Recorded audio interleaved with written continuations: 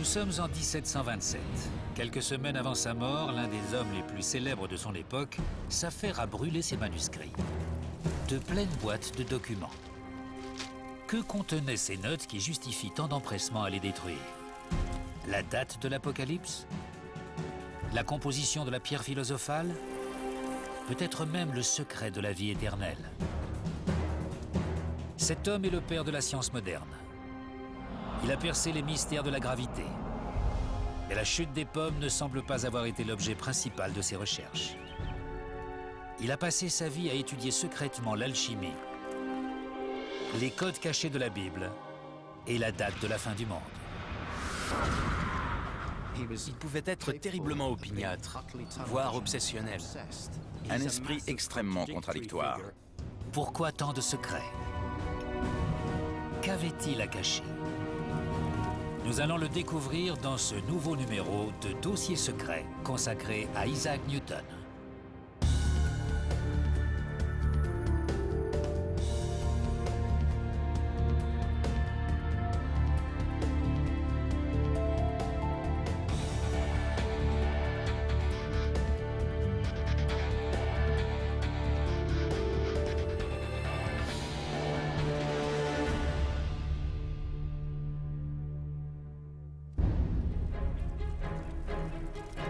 Le fait qu'Isaac Newton ait détruit ses manuscrits à la veille de sa mort n'est que le point d'orgue d'une vie entière marquée par le secret.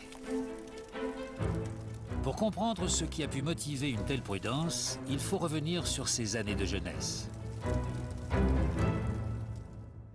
En 1661, Isaac Newton quitte la maison familiale pour entrer à l'université de Cambridge.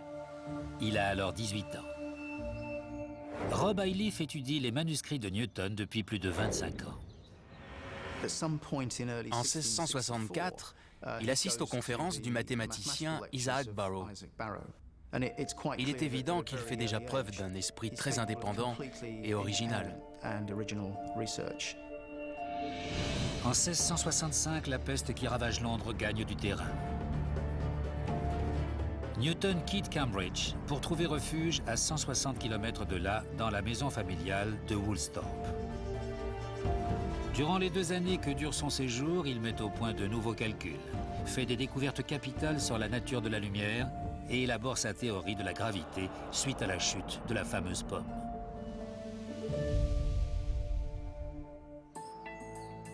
À son retour à Cambridge, Newton a établi des lois fondamentales qui régissent l'univers. Mais il en garde le secret. Voilà un homme à l'origine de travaux d'une importance capitale, mais qui pouvait tout à fait oublier des notes sous son matelas. Newton reste très secret et ne montre aucun désir de révéler son travail à un monde qu'il finira pourtant par révolutionner. Le professeur Michael Fitzgerald a longuement étudié sa personnalité. Il avait une vie sociale extrêmement pauvre. Il ne manifestait que peu d'empathie. Il était très méfiant, paranoïaque, cruel, sadique. Mais il avait une incroyable capacité de concentration. Il possédait un réel don pour soulever des questions essentielles, faire des expériences et creuser son sujet jusqu'à ce qu'il trouve une réponse. Cette extraordinaire capacité de concentration attire l'attention d'Isaac Barrow, son professeur de mathématiques, qui l'introduit auprès de ses collègues. Accéder à la notoriété au XVIIe siècle ne relève pas du tout du même processus qu'aujourd'hui. C'est avant tout une affaire d'individus. Des sommités se réunissent autour de votre travail pour décider si oui ou non vous méritez de faire partie de l'élite dans votre domaine. Ça a été le cas pour Newton. Isaac Barrow révèle peu à peu certains éléments de son travail et un groupe restreint reconnaît qu'il s'agit là d'un mathématicien de tout premier ordre. Intégrer la Royal Society est un honneur pour tout mathématicien de l'époque. Keith Moore est l'actuel bibliothécaire de la Royal Society. À sa fondation en 1660, la Royal Society est une académie destinée à promouvoir les sciences. La Royal Society compte alors parmi ses membres éminents Robert Boyle, Christopher Wren et Edmund Halley. Tous sont avides de découvrir les théories de ce jeune scientifique. Mais la tâche devient plus ardue lorsqu'il s'agit d'inciter Newton à se joindre à eux. À mesure que son génie se révèle, il devient de plus en plus solitaire. Newton est obsédé par son travail. Il vit presque en reclus. Il rédige quantité de notes que personne ne lit. Il effectue ses recherches avant tout pour lui-même. Andrew Gregory est spécialiste de l'histoire des sciences. On ne trouvera sans doute jamais de témoignage décrivant Newton comme une personne affable ou sociable à aucun moment de sa vie. Il est hanté par son travail et n'a pas vraiment de centre d'intérêt en dehors de ses recherches. Newton se cloître dans ses appartements, ses contacts se limitant aux seules personnes qu'il respecte, tel Isaac Barrow. C'est une nouvelle intervention de celui-ci qui finira par faire sortir Newton de son retranchement et le propulser sur le devant de la scène. Newton est le premier, entre 1667 et 68, à mettre au point un télescope à réflexion qui fonctionne. Il le montre à Isaac Barrow, qui le fait parvenir à la Royal Society. Le télescope de Newton est révolutionnaire. À puissance égale, il est 10 fois plus petit que les télescopes utilisés à l'époque, à savoir des télescopes à réfraction dotés de lentilles grossissantes. Plus la taille des lentilles augmente, plus le grossissement est important. Il faut donc des instruments démesurés pour observer des points lumineux tels que les planètes ou les étoiles. Sur son télescope, Newton remplace les lentilles par des miroirs. Ces télescopes à réflexion sont bien moins encombrants, ce qui simplifie grandement leur utilisation. Mais la taille n'est pas le seul inconvénient des télescopes à réfraction. De légers halos se forment sur le pourtour des objets, rendant difficile une observation détaillée. Cet effet est appelé aberration chromatique. L'invention de Newton permet d'éviter ce problème. Les instruments à réfraction étaient vraiment encombrants et l'aberration chromatique était difficile à contourner. Newton a résolu d'un coup toutes les difficultés rencontrées par les scientifiques. Après avoir reçu son télescope, la Royal Society veut savoir ce que ce personnage atypique a d'autre à lui soumettre. Le secrétaire de la Royal Society a dit à Newton qu'il était hautement intéressé et lui a demandé s'il avait autre chose. Newton a répondu « J'ai des notes qui traînent sur mon bureau depuis des années. Sans doute sans grande valeur, mais c'est à mes yeux la chose la plus importante jamais découverte en science. » Et il leur a envoyé son célèbre manuscrit traitant de la lumière et des couleurs. Les notes qu'il gardait secrètes contiennent la découverte qui l'a conduit à utiliser des miroirs dans son télescope et non des lentilles. Newton remarque qu'un faisceau lumineux qui traverse une lentille se décompose en différents rayons de couleur. Mais si on fait repasser un de ces rayons à travers une lentille, il ne se décompose plus. Il établit alors que la lumière blanche est composée de ces couleurs. La découverte de Newton révolutionnera notre conception de la lumière et la fabrication des télescopes. Les anciens télescopes à réfraction avaient révélé les planètes et leurs satellites. Mais celui de Newton permet de les observer pour la première fois avec netteté. Newton commence enfin à être reconnu pour son travail exceptionnel et à s'ouvrir sur le monde extérieur. C'est alors qu'intervient Robert Hooke. Brillant scientifique, Hooke est chargé des expériences à la Royal Society. Robert Hooke est un peu l'animateur vedette de la Royal Society. Et rien ne porte à croire qu'il pourrait en être autrement jusqu'en 1672, date à laquelle l'Académie reçoit ce document de la part d'un obscur professeur de mathématiques de Cambridge. Là, Hooke comprend immédiatement qu'il y a un problème. Robert Hooke est un personnage en vue des cafés de l'époque, lieu d'échange incontournable pour diffuser la pensée scientifique. Les cafés avaient un grand rayonnement à l'époque. On pouvait y tenir des débats scientifiques en public entre personnes nourrissant des intérêts communs. Elles s'y réunissaient pour partager leurs idées sur le monde. C'était une véritable tribune. Certainement pas le genre d'endroit où Isaac Newton aurait été à son aise. Robert Hooke prend connaissance de la théorie de Newton et s'aperçoit qu'elle va à l'encontre de sa propre conception de la lumière. Il rédige alors un rapport acerbe sur les travaux de Newton qui font débat parmi les membres de la Royal Society. Le secrétaire décide d'en informer Newton, qui entre dans une colère noire. Dès le début de leur relation, Hooke exaspère Newton par sa réaction. Rares sont les points positifs, tels qu'aimerait les entendre Newton. Autrement dit, que c'est un grand homme et qu'il a révolutionné la physique. Newton a pris un gros risque en révélant son travail. Maintenant que son entreprise se retourne contre lui, Hooke va faire les frais de son courroux. Newton répond à la Royal Society par une lettre de 20 pages dans laquelle il souligne les erreurs de Hooke et le bien fondé de ses arguments. Un échange d'invectives s'instaure alors entre les deux hommes jusqu'à ce que Newton cède.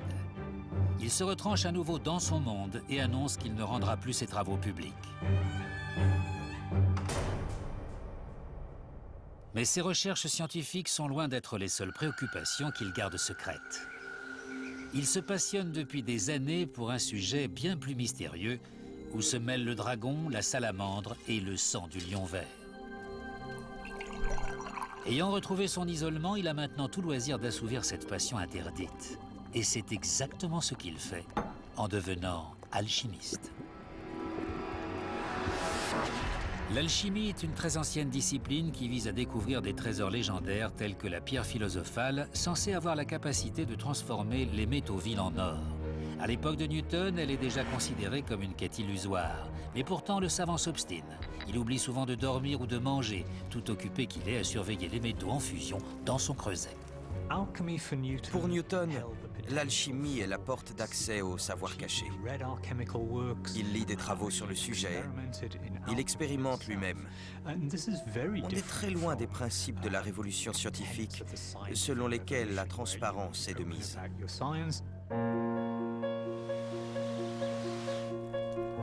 Une décennie plus tard, Newton suspend ses travaux d'alchimie lorsque le célèbre scientifique Edmund Halley ravive son intérêt pour les sciences conventionnelles. Halley expose dans les cafés une théorie de la gravité et des orbites des planètes. Robert Hooke affirme avoir démontré cette théorie, mais après des mois d'attente, Halley ne voit toujours rien venir. Il se tourne alors vers Newton.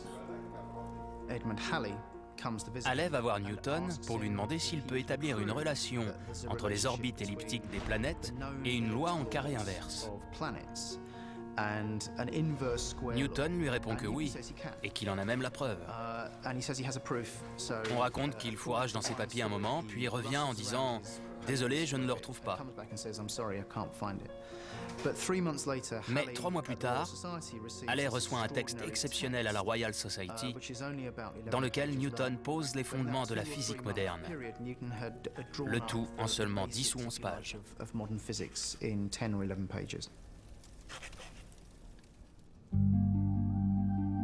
Halley encourage Newton à mettre ses pages sous la forme d'un livre afin de faire connaître ses travaux au monde.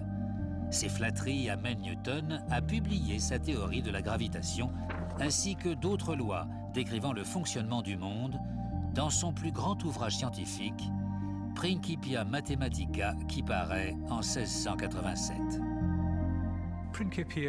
Principia n'est pas n'importe quel livre. C'est l'un des ouvrages scientifiques les plus complets jamais publiés et l'un des livres les plus marquants qui ait été imprimé. Principia Mathematica est considéré comme le texte fondateur de la science moderne.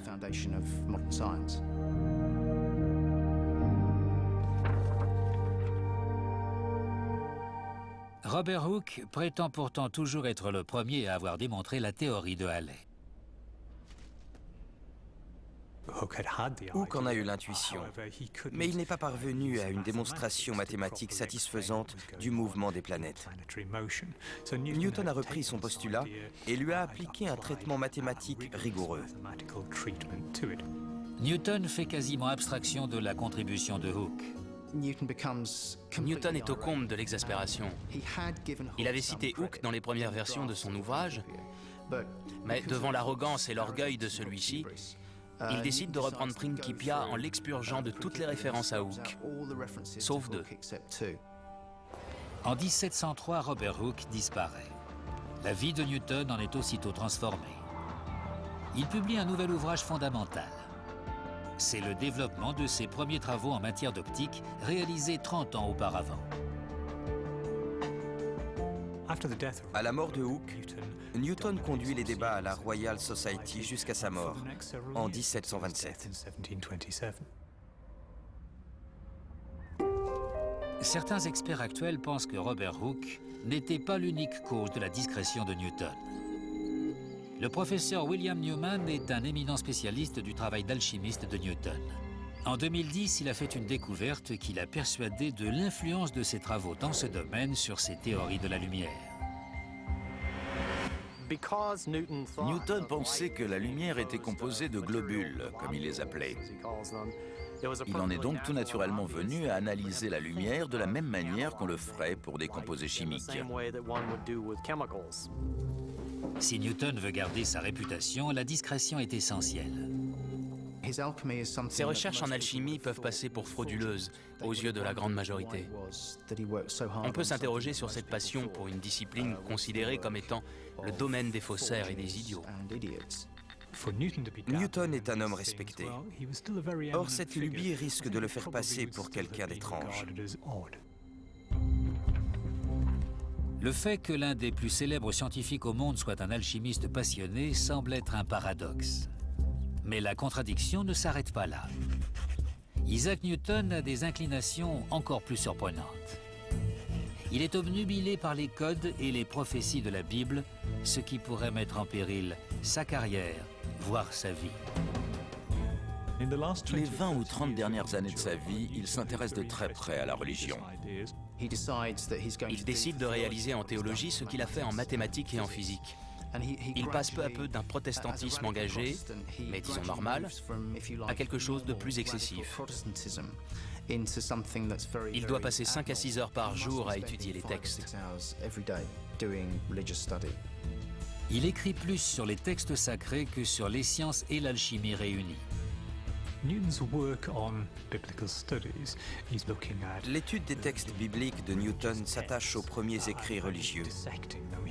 Avec son esprit très analytique, il dissèque les textes anciens et la Bible. Le livre des Révélations intéresse particulièrement Newton. Il est persuadé qu'il contient des informations cachées sur la fin du monde. Pour Newton, ils ne sont qu'une poignée à détenir la vérité. Tous sont invariablement persécutés. Ils sont martyrisés, condamnés à l'exil ou doivent garder leur travail secret, comme lui. Mais lors du jugement dernier, ils hériteront de la terre. En sciences comme en alchimie ou en théologie, Newton fait preuve d'une même obsession dans sa quête de vérité. Hormis 1 ou 2 individus, personne de son vivant ne connaît les positions de Newton. Newton est convaincu qu'il a hérité d'un don unique lui permettant de percer les secrets de l'univers, que ce soit grâce à la science, à la religion ou à l'alchimie.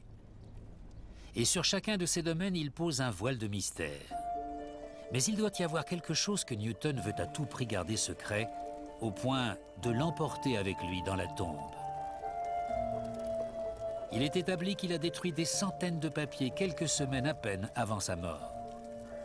2 sources s'accordent à dire que Newton a brûlé des documents avant de mourir, dont une qui affirme en avoir été le témoin direct.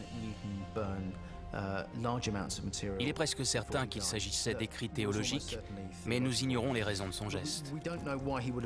Ce qu'il a laissé est à tel point hérétique qu'on a du mal à imaginer quelque chose de pire qui aurait justifié qu'il le fasse disparaître.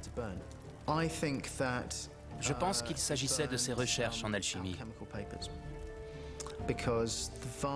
La grande quantité de documents que nous détenons dans ce domaine sont des notes provenant d'autres personnes. Il doit y avoir des centaines de pages de réflexion de Newton perdues à jamais. Il est possible que les papiers brûlés par Newton avant sa mort n'aient été que des copies de documents dont il voulait se débarrasser. Mais compte tenu de son intérêt pour l'alchimie et la théologie, certains chercheurs avancent aujourd'hui une explication plus inattendue. Cet acte de provocation peut nous paraître extrême, mais le professeur Michael Fitzgerald est convaincu qu'il est la conséquence d'une pathologie. Je suis persuadé que Newton souffrait du syndrome d'Asperger. Ce syndrome se caractérise par des rapports sociaux médiocres, une faible empathie, un regard perçant, des difficultés à interpréter les expressions du visage et le langage corporel, et un comportement répétitif. Il écrivait souvent ses travaux plusieurs fois. Ce n'était pas quelques pages, mais des centaines de pages qu'il recopiait entièrement. Le professeur Fitzgerald décrit d'autres traits caractéristiques présents chez les génies atteints d'Asperger. Ils ont des centres d'intérêt très ciblés qui les obsèdent, et ils s'y attachent, jusqu'à obtenir un prix Nobel. Il existe nombre d'indices prouvant que Newton cherchait continuellement à dépasser ses limites et qu'il était perturbé. Il pouvait être terriblement opiniâtre, voire obsessionnel dans tout ce qu'il entreprenait. Le professeur Fitzgerald est également convaincu qu'Albert Einstein et Charles Darwin présentaient des signes du syndrome d'Asperger. Si c'était aussi le cas de Newton, son cerveau fonctionnait sans doute différemment de celui du commun des mortels. Pour vous donner une image, c'est un peu comme avoir une douzaine d'ordinateurs dans le cerveau qui fonctionnent presque indépendamment les uns des autres. Ils ne sont pas connectés ni intégrés comme chez une personne ordinaire. Et cette activité très intense et localisée peut être bien plus importante que dans un cerveau normal. Le syndrome d'Asperger expliquerait le génie de Newton, mais permettrait également de relier entre eux ces centres d'intérêt apparemment très divergents. Théologie, alchimie et physique. Différentes zones de son cerveau travaillaient indépendamment, mais chacune avec une puissante énergie localisée. C'est un esprit extrêmement contradictoire, ce qui est très courant chez les génies. Ils ont un côté scientifique et un côté irrationnel qui les attire vers les sciences occultes ou les domaines spirituels. Cette dualité est très étrange, mais très fréquente chez les sujets atteints du syndrome d'Asperger. Pour le professeur Fitzgerald, la vie de Newton aurait été bien différente sans cette pathologie. Newton n'aurait pas été Newton sans le syndrome d'Asperger. On n'en parlerait pas aujourd'hui. Il aurait été un fermier comme les autres. À sa mort, Newton est l'un des hommes les plus célèbres au monde. Newton a une image plus trouble aujourd'hui qu'à son époque. Comprendre sa vision du monde et voir en quoi elle a influé sur ses travaux, voilà ce qui me paraît le plus intéressant. L'image de Newton est plus complexe de nos jours que par le passé. Cependant, son statut n'a pas changé d'un iota. Il est simplement le plus grand scientifique du dernier millénaire. Que Newton ait ou non souffert du syndrome d'Asperger, nous voyons émerger le portrait attachant d'un homme dont le génie était lié à une certaine inadaptation sociale, mais qui a cependant fini par être reconnu comme l'un des personnages les plus influents de l'histoire.